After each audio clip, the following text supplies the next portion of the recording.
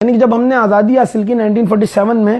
تو کراچی میں ڈینسو ہال موجود تھا، کراچی میں فریئر ہال موجود تھا، کراچی جم خانہ موجود تھا، Nadir Shah Eduljee Dinshaw college, for your kind information NAD کی ایبریویشن ہے، نادر شاہ ڈلجی ڈنشو۔ NAD یونیورسٹی موجود تھی، ڈاؤ میڈیکل کالج موجود تھا، ٹرام کراچی کے اندر چلتی تھی اور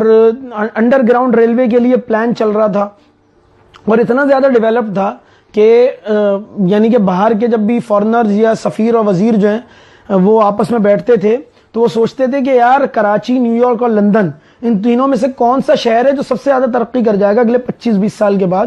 تو سب کا غالب گمان یہ ہوتا تھا کہ کراچی نیو یارک اور لندن سے آگے ہوگا کیونکہ اتنی زیادہ ڈیولپمنٹ تھی۔ حال یہ تھا کراچی کے ڈیولپمنٹ کا کہ کراچی میں جب بارش ہوتی تھی تو آدھے گھنٹے پون گھنٹے کے اندر اندر پوری پانی سک کرنے والی گاڑیاں شہر میں ہوتی تھیں اور آدھے پون گھنٹے کے بعد شہر میں پانی کا نام و نشان نہیں ہوتا تھا۔ اور اس کے بعد ہر مہینے جو ہے وہ استغمار مہم چلتی تھی، کتے مار مہم ہوتی تھی، سارے شہر کے کتے صاف ہو جاتے تھے، روزانہ کی بنیاد پہ سارے گلی محلوں کے اندر خاکروب آتے تھے، جھاڑویں لگتی تھیں، تمام بڑی شاہراہوں کو دھویا جاتا تھا، دھلائی ہوتی تھی، ٹھیک ہے جی، تمام شہر کے اندر ایک صفائی ستھرائی تھی، بڑا بہترین قسم کا ماحول تھا اور اس کی وجہ بیوروکریسی تھی جس نے شہر کو مینٹین کر رکھا تھا اور وہ کسی طرح بھی اس کو خراب نہیں ہونے دیتے تھے۔ اتنا سیکیور تھا کراچی کہ کراچی کے اندر ایک امریکہ کے جو سفیر 15 سال یہاں پر رہے، وہ کہتے ہیں کہ جب ہم سفیر بیٹھتے تھے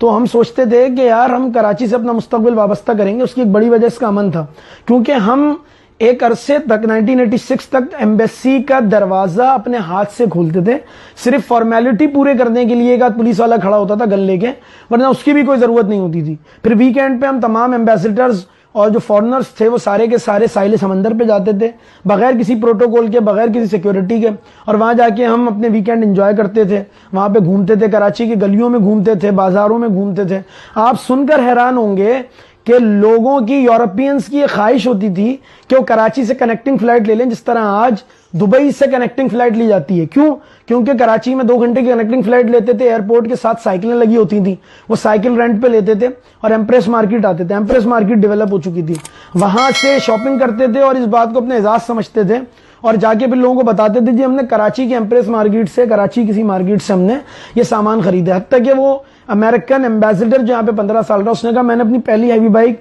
نیو یارک یا واشنگٹن سے نہیں بلکہ کراچی سے خریدی تھی، میں نے اپنا پہلا ریڈیو کراچی سے خریدا تھا۔ تمام قوموں کے، تمام مسلک، مذہب، قوم، نسل کے لوگ یہاں پہ رہتے تھے، ہندو، پارسی، عیسائی، یہودی یہاں پر آباد تھے، آغا خانی اور اسماعیلی یہاں پہ آباد تھے۔ آپ کو شاید معلوم نہ ہو، میں آپ کو بتاتا ہوں، لی مارکیٹ کے اندر یہودیوں کا ایک قبرستان ہے، وہاں پہ یہودی اپنے مردوں کو دفن کرتے تھے اور بڑا ڈیولپڈ قبرستان تھا اس زمانے میں، اب تو خیر لوگوں کو معلوم بھی نہیں ہے۔ تو پارسی بہت بڑی تعداد میں آباد تھے۔ صدر الدین ہاشمانی کی کتاب ہے پریویل دا ٹروتھ، اس کو جا کے پڑھیں، سچ کا سفر کے نام سے اس کا ترجمہ موجود ہے۔ وہ خود ایک اسماعیلی تھے، آغا خانی تھے، پل کانٹیننٹل کے مالک ہیں، اور وہ بتاتے ہیں کہ کراچی میں کتنا امن تھا جب وہ یہاں پہ نوجوانی کے اور لڑکپن کے دن اپنے ذکر کرتے ہیں اس کتاب کے اندر۔ تو سارے لوگ مل جل کے رہتے تھے، پانی ہر گلی کے کونے پہ ایک ہینڈ پمپ لگا ہوتا تھا، پانی آتا تھا، کوئی منرل واٹر، نہانے کا پانی الگ اور پینے کا پانی الگ، کوئی تصور ہی نہیں تھا، ایک ہی پانی تھا، صاف ستھرا پانی ہوتا تھا، سارے لوگ ایک دوسرے کی عزت کرتے تھے، قدر کرتے تھے، محبت کرتے تھے۔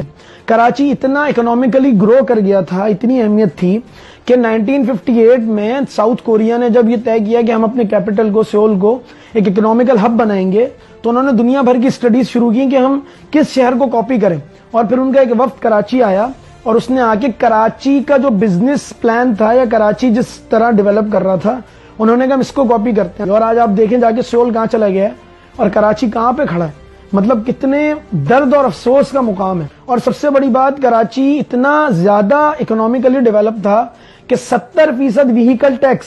دیکھیں کراچی میں زراعت نہیں ہے، کوئی ہمارے پاس زمین تھوڑی نہ ہے، ہم کوئی کھیتی باڑی نہیں کرتے، ہمارے پاس تو کیا ہے، ہمارے پاس تو انڈسٹریاں لگی ہوئی ہیں، ہمارے پاس کراچی کا کاروباری طبقہ ہے اور یہ اتنے جی جان سے محنت کرتا ہے۔ یہ میمن برادری ہے، یہ کراچی کی دیگر قومیتیں ہیں جو یہاں پہ محنتیں کرتے ہیں، اور کراچی کے دوسرے لوگ بھی، پٹھان کمیونٹی ہے اور بہت سارے لوگ ہیں، پنجابی کمیونٹی ہے، خود ایون سندھی لوگ بھی ہیں، وہ بہت زیادہ محنت کر کے اس کو گرو کرتے ہیں نا، ان کی جان جوکھیں لگی ہوئی ہیں، ان کا خون پسینہ لگا ہوا ہے۔ اور فیڈرل یہ صوبہ کیا کرتا ہے، سارا بجٹ اٹھا کے لے جاتا ہے اور وہاں لگا دیتا ہے۔ کراچی کو کیا ملتا ہے جی؟ کراچی کو کچھ بھی نہیں ملتا۔ میں آپ کو بتانا چاہتا ہوں کہ کراچی کیا تھا، اس کو سمجھیں، اس کو اندازہ کریں، اپنے نئے بچوں کو ڈیلیور کریں۔ یار یہ کراچی ایسا نہیں تھا، اس کو تباہ کیا گیا ہے، یہ کیسے تباہ ہوا, کیوں تباہ ہوا, اور یہ آج اس حال میں کیوں کھڑا ہوا ہے, یہ میں آپ کے ساتھ اگلی ویڈیو میں شیئر کروں گا. تب تک کے لیے اپنا بہت خیال رکھیے گا. اگلی ویڈیو میں آپ سے ملاقات ہوگی.